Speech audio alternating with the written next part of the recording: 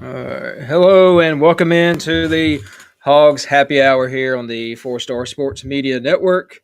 And as always, we are presented by SeatGeek. And if you're ready for the big game and to score a touchdown with your ticket purchase, use promo code Four Star Sports Media on SeatGeek to get $20 off your first order. Do not miss out on the action. Grab your tickets today and save. And it looked like some people could have used that SeatGeek promo code last night at Bud Walton because it was embarrassingly empty to be the home SEC opener, but we will get into all that a little later on. I know we've been gone for about 3 or 4 weeks now, enjoying our holidays, but it's full swing into basketball season right now. We started SEC play this past weekend. Obviously, Tennessee took us to the woodshed down in Knoxville. And then last night, the just disappointing effort against Ole Miss. But before we get started, gentlemen, how's it going? Doing good, man, and really enjoyed my holidays. And now we're enjoying a little bit of snow down here. I say a little bit, a Yeah, lot of snow down here yeah, yeah. in Y'all Central are. Arkansas. Yeah, we're Yep, enjoying a ton of it. yep, yep. I know. I know Jason's up there in that snow part too. Probably what 6 to 10 inches of snow. Yeah, that's what they say. I believe it when I see it. Yeah, it's I all we hear is the ting ting ting of the freezing rain outside. So it's you gotta love Southeast Arkansas, but we are out of school tomorrow, so hopefully the kids, students enjoy their freezing rain and play their video games all day, I guess. But all right, let's start. I'm going to go over some stats from the Tennessee Arkansas game. Tennessee was ranked number one at the time. They obviously got beat by Florida in the midweek game, but Tennessee beat Arkansas 76-52. To me, it was not even that close. DJ Wagner, he led with 17 points, and the only other person in double figures was Boogie with 12. We shot 6 of 29 from 3 point and 20 of 53 from the field goal range. So we shot about 38% from the field. Just a very disappointing effort. Tennessee got out to that lead, and we just couldn't.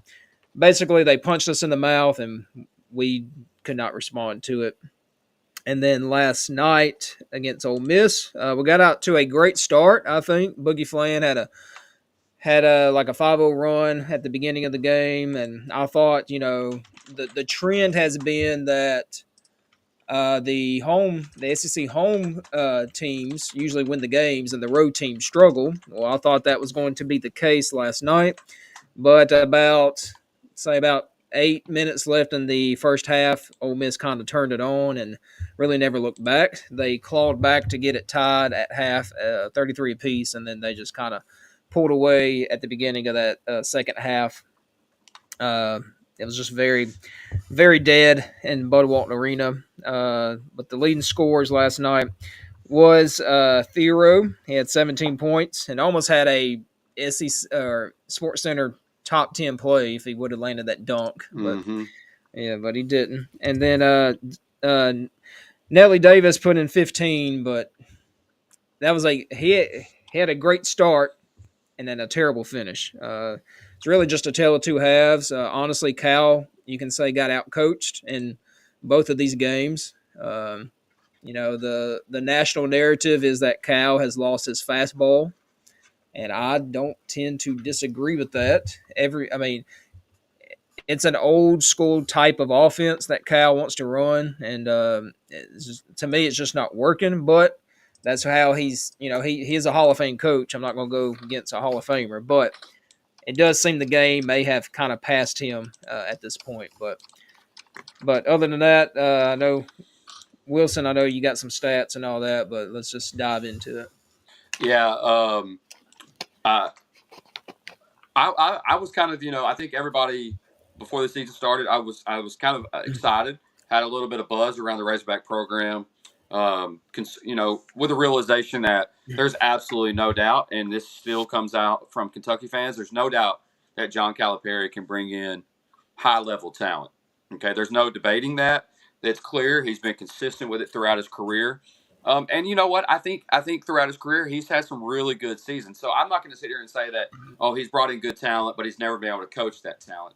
I think it's just a matter of the the modern era of basketball and the way things work today.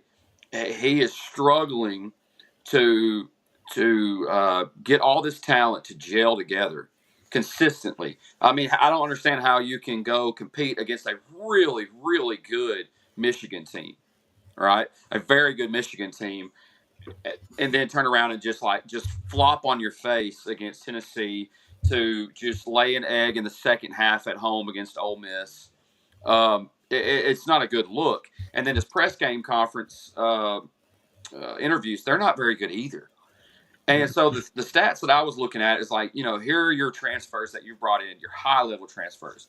Nelly Davis, who was the number 2 overall player in the portal, who we're basically giving $1 million to be a Razorback. Okay, we all know Cal was handed basically a blank check to come to Arkansas and to recruit whatever he needed to be here. And then you get your best, supposedly coming in, your best forward portal get was Jonas Adu, who kicked our tails. Me and you were talking about this last night.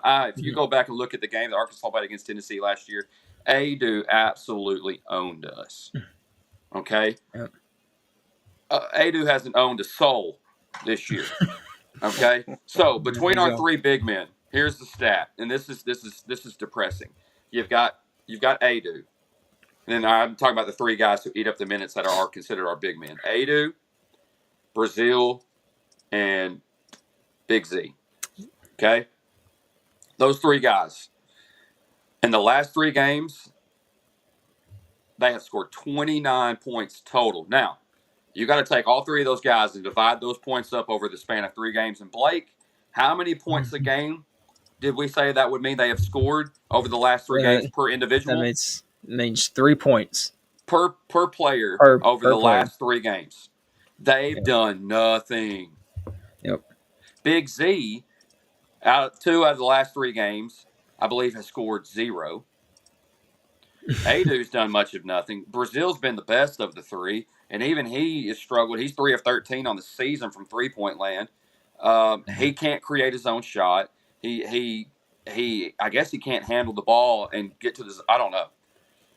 But if you're 3 of 13, I'd try something else. I'd find a way to get closer to the basket. And then the other thing that bothers me is Nelly Davis, your $1 million player, goes out and looks really good in the first half. And then in the second half, his only points are 4 free throws. He goes into halftime with 11 points. I think he was 3 of 3 from downtown at that point, maybe 3 of 4. Can't remember. But he comes out in the second half and has 4 free throws, and that's it. No made baskets, nothing. That's not a good sign. He has been basically a no-show for the most part. He was an absolute no-show against Tennessee. How many points? Yeah, 0. Right, goose egg. Yep. And then the last thing I want to say before I let Jason take over and express his frustrations is how many points did I say that Big Z has had against ranked teams this year? So we played 4 ranked teams. How many points total in those 4 games does Big Z have? That would be 11. Nope. No, 14. Nope. You said 14. You guessed 14. Oh yeah, It's 8. 8. 8 Yeah. points total against Baylor, against Yep. Michigan, against Tennessee, and Ole Miss, and he has 8 points total. Yep. He is non-existent. Yep. He is Connor Vanover 2.0. Maybe worse. Yep. Maybe worse. Yep. And I thought we were getting a better player. So. Yep. All right, Jason. What's your thoughts so far? I know it's early in the conference season, but I mean, really, this is a typical Arkansas start to a conference season. yeah, it's not a must thing. Yeah, it's not a must thing. It's not a coach. Just because we changed coaches, I mean, we still have the same outcome. Always beginning our conference season, and we always suck it up so bad. Yep. But right now, I mean, what scares me about this team is we cannot shoot. We cannot make plays happen.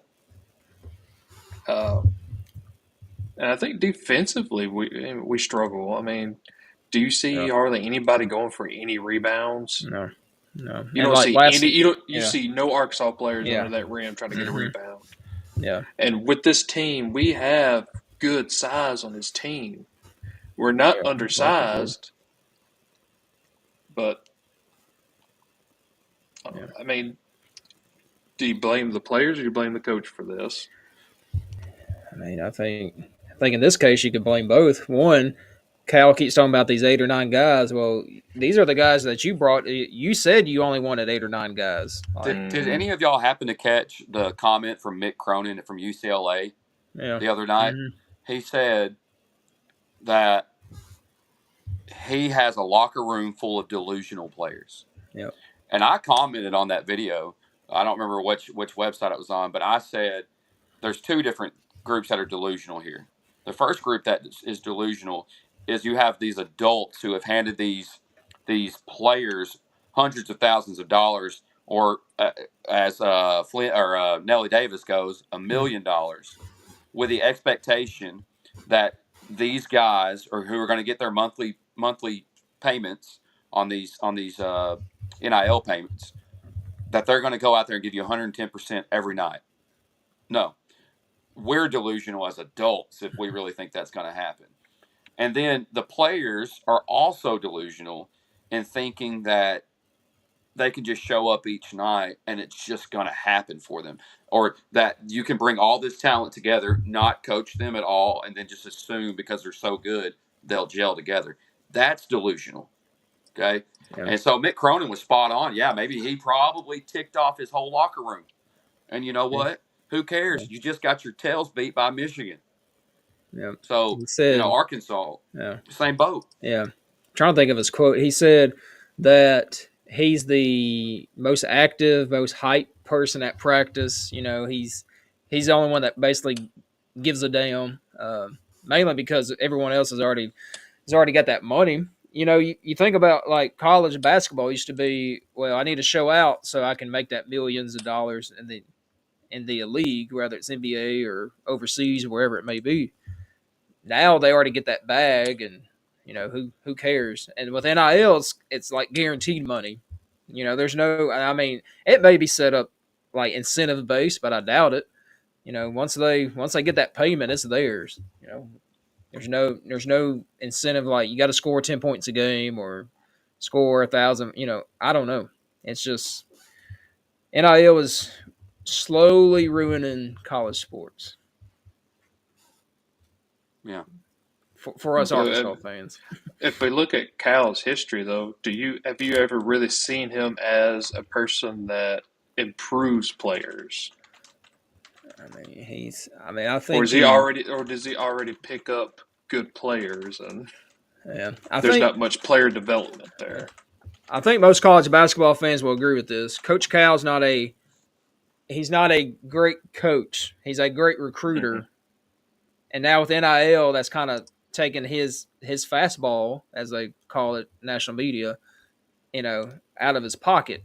So now he has to be a great coach, and we're just not seeing that. Like last night, Adu, when he got the ball, Ole Miss double teamed him because they knew he's not good dribbling and all that with the basketball. They double teamed him and he turned it over a couple times.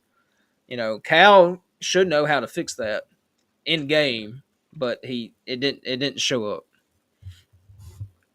But Yeah. I'm not saying he's not a great coach. I mean he's won a national championship. He's in the Hall of Fame. He just saying his X's and O's is not his greatest asset. It's his recruiting. Because earlier in the season we were wondering why he's not playing his bench at all. I think Yeah, now we see why. yeah. Well, honestly, it's probably because they haven't got practice time. I mean, he said he wanted to treat this team like an NBA team. He said when they travel, he said they're going to stay at the best hotel there is. He said we're not staying at the Best Western.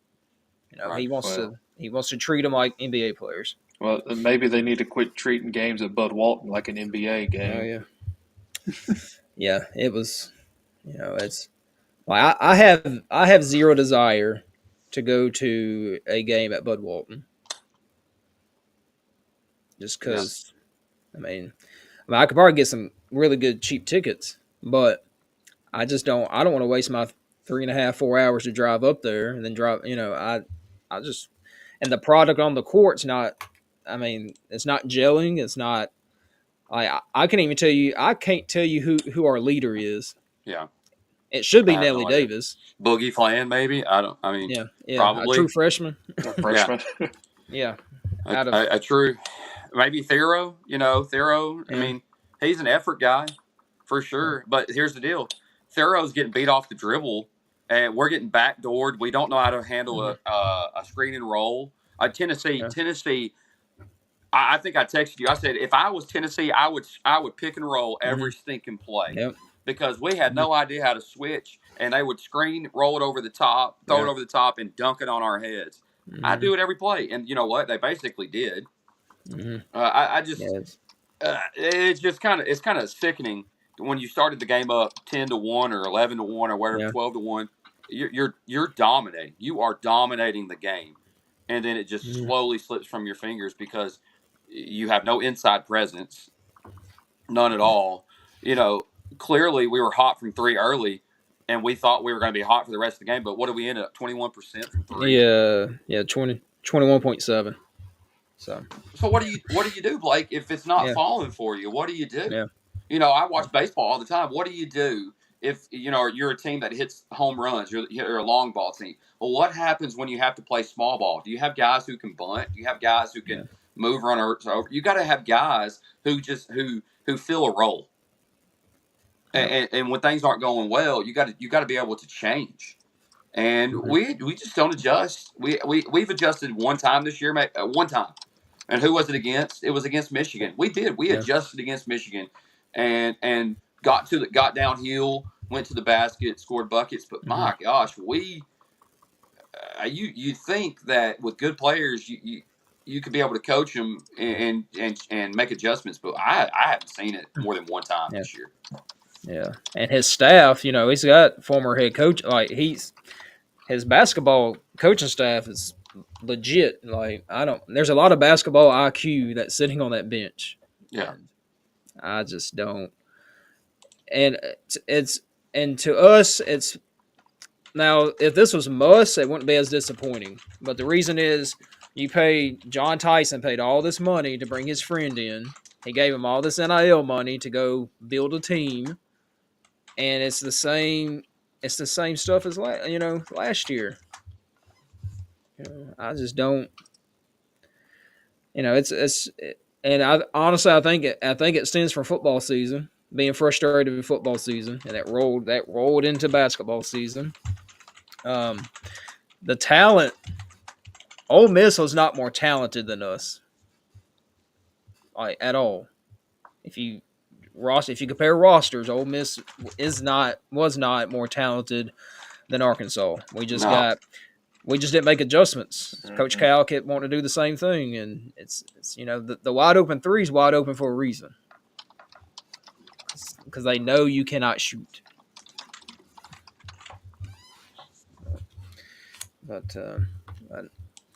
But I just want to talk about Bud Walt. Like just obviously I'm far away from there, but just looking at it on TV, usually I don't remember one time seeing the band.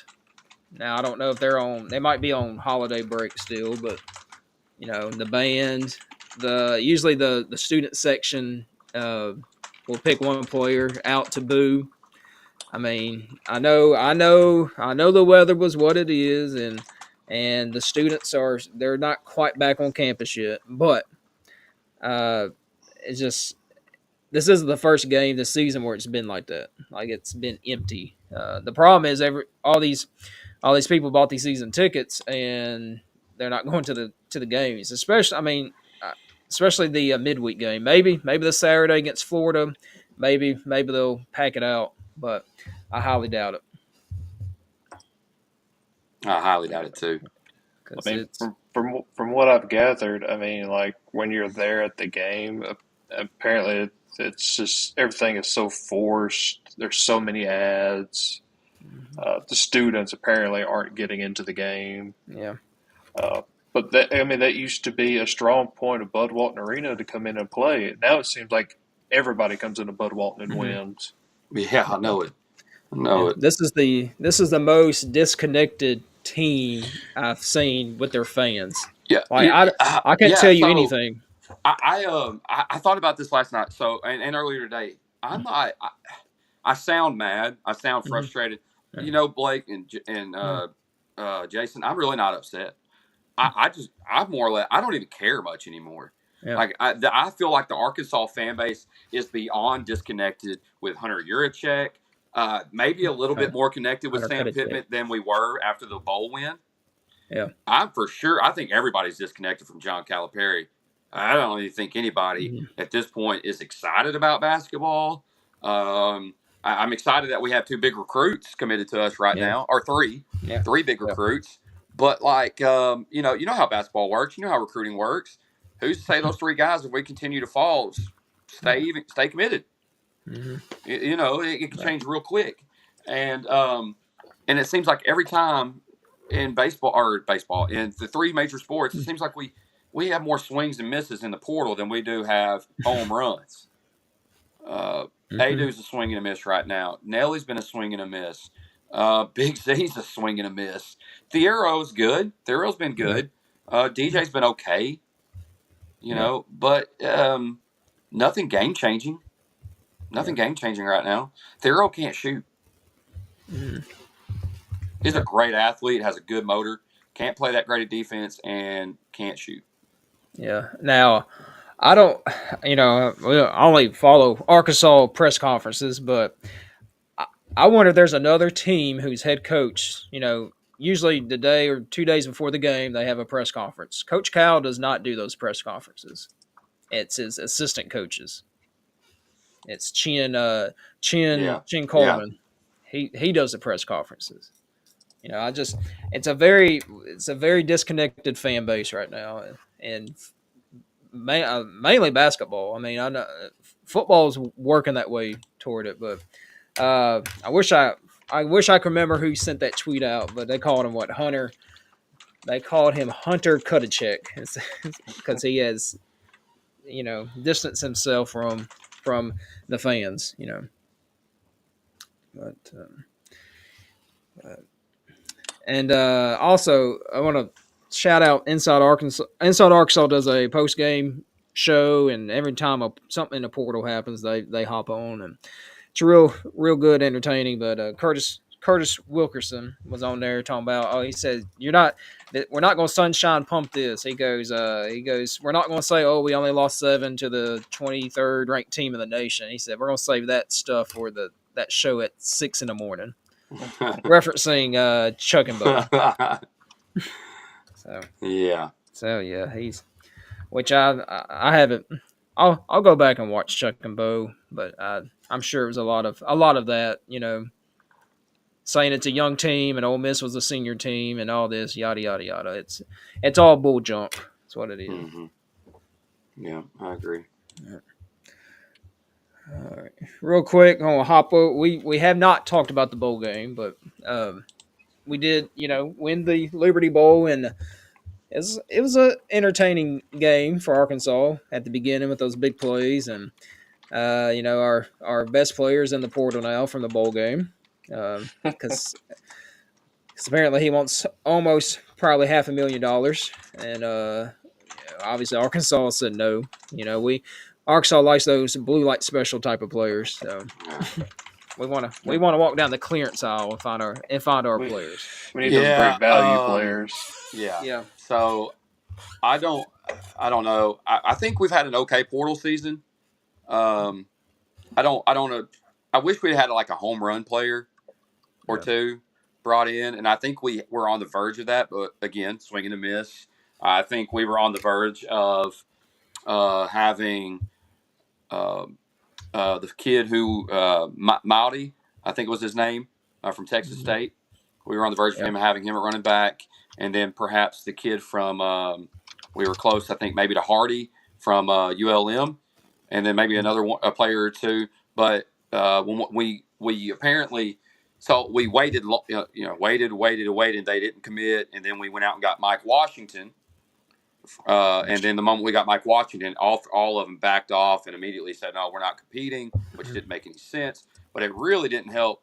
Braylon Russell kept going to the portal, coming back, going into the portal, coming back. And the moment he came back, well, guess we lost another. We lost any other shot. So that hasn't really helped. I think a big get was Omega Blake. He definitely has the upside there. We're going to be deep at receiver. Yeah. But what I would like to see, I'd like to see as what we saw Ole Miss do. If you can dominate a game or two on the defensive line, you can win a couple games. Mm-hmm. They went out last year. Remember how many? Golly, they just owned the portal on the defensive line. Yeah, they did. I don't like what I don't like to hear is that Arkansas. We have the money. We have the money. We have the money. We're just not going to spend it. We're going to put it. We'll put it in our savings account. Or we're not going to give one player $750,000. We're going to give 3 players $750,000 and divide it between the 3. Okay, well, guess what? You're going to get, instead of getting one player that's worth $750,000, you're going to get 3 players each worth $250,000. You know what I mean? And again, I don't like spending the money. I don't like this whole portal thing. No one does. Any real fan doesn't like this. I think it's nonsense. I don't have a problem with paying players, but none of them are worth $500,000, $1 million. You know what I mean? It's not crazy. They don't have a degree. They don't even have a full-time. Well, I mean, unless you count sports as a full-time job. Yeah. But even then, most of them probably don't even go to class. So, I just I'd like to see us, shoot our shot with a big player. Yeah, just try. We've missed on several. Yeah. But I think we'll be okay. I don't think we'll be great. Yeah. It's not over yet. There's still a few kids we need and we're going to go get. But I think we're already better in several different categories for next year. Yeah. Secondary being one of them. So. Yeah. And all right, Jason, do you think App State has a better NIL program than Arkansas because they get Rashad Dominion, which I'm not. Here's the thing. I appreciate Dominion, but he does have a fumbling issue, and but he decided to go to portal and went to a smaller school. But Pittman basically said, some of these kids are asking for money that they're not worth, and they're not going to give it to them. Yeah. So he was probably asking for more than what it's worth. Mm-hmm. Yeah. But, they all got these little people, these guys in their ears trying to pump them up, tell them how much they're worth. If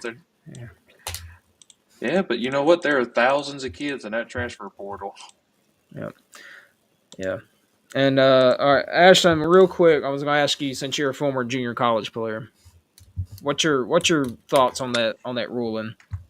Now, it's just for football, is my understanding, but. Oh, okay. That's probably why I haven't been contacted by any colleges lately.